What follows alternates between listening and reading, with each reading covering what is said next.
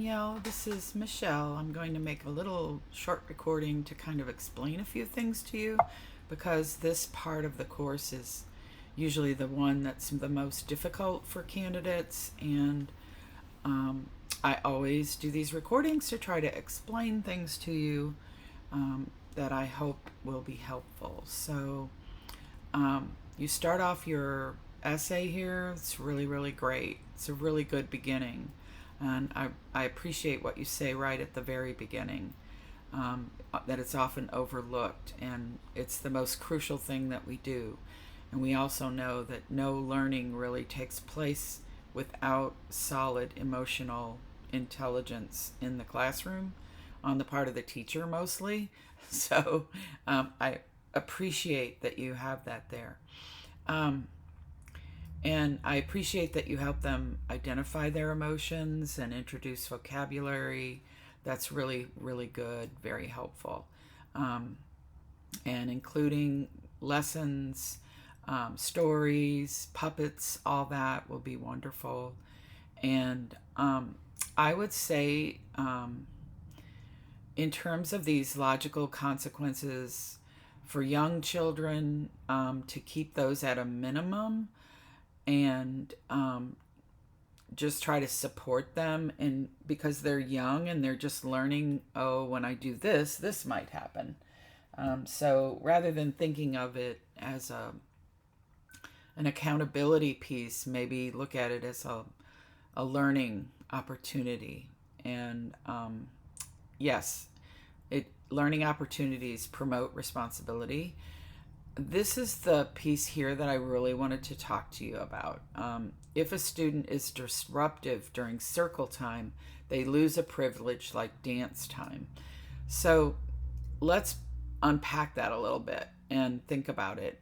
This is something a lot of teachers do, and it really needs to be tweaked and understood, because it does seem like if you're messing around during circle time, messing around, so to speak, that losing playtime would be a logical consequence, but actually it's not. What I want to encourage you to do, first of all, is look at circle time. How long is it? Why are you doing it? Are you sitting down and letting kids gather around you and then reading a book or telling a story or playing a game?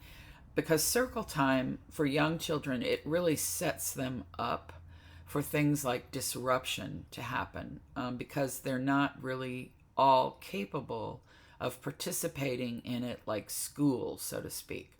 So if you wanted more information about that, I just send me an email and I'll send it to you. But just know that a child who's having difficulty during circle time should be supported by someone else in the room, maybe taking a walk with them around the room so that they can be listening while they're walking, or just allowing them to be more comfortable and not be seen as a disruption. So that's one thing, to do preventative work there. And then losing privileges, so to speak, like dance time, is a punishment, not a logical consequence, because it's designed to make the child uncomfortable and disappointed and sad and maybe even ashamed.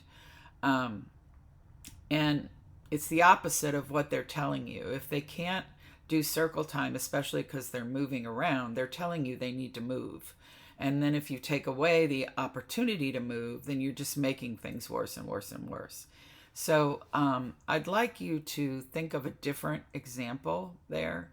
And but I wanted to make sure you understood that this is actually not a logical consequence. It's a punishment, because it's designed to make the child uncomfortable. And it's not logical because the child is telling you they need to move, but then you're taking away their opportunity to move, if that makes sense. I know a lot of teachers do this. It's really common. So I understand that you may have probably seen teachers do this, or maybe it was done with you. Punitive consequences are definitely not, they don't cause what we want to happen, let's put it that way. So And yes, they do resent you, which is why a child who needs to move and then is told they're going to lose their chance to dance is going to experience punishment, if that makes sense. So that was all I wanted to make sure that made sense to you. And then I'm going to look at your scenarios and go through those just to be sure that I've looked at everything for you so you can make some simple changes. Throwing toys, depending on the age, which I would say all the way up till 3.5 or 4, young children do throw things. So instead of offering the opportunity to squeeze, I would ask if the child wants something else to throw that's okay to throw. And I would even suggest putting a box in your classroom that's called the throwing box. It's things that they can throw that are okay to throw. And I also need to check in with you that you're not using actual names of children. So go back and take those out if you are. And I'm thinking this means crying. And that's a great response. That's a great response to the toy. There you go. That's really good. About getting hurt. Yep.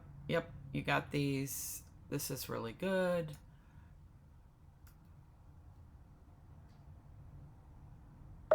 Okay, so you've got everything perfect here. This is really, really good. So just, you can leave this as it is unless these are real names. If they're real names, just go in and take them out. But mainly I just wanted you to know that this thing about throwing, you could have a throwing box and you could offer him something to throw. Well, he could throw a stuffed animal because it's soft. So there you go. Anyway, hope these little things help.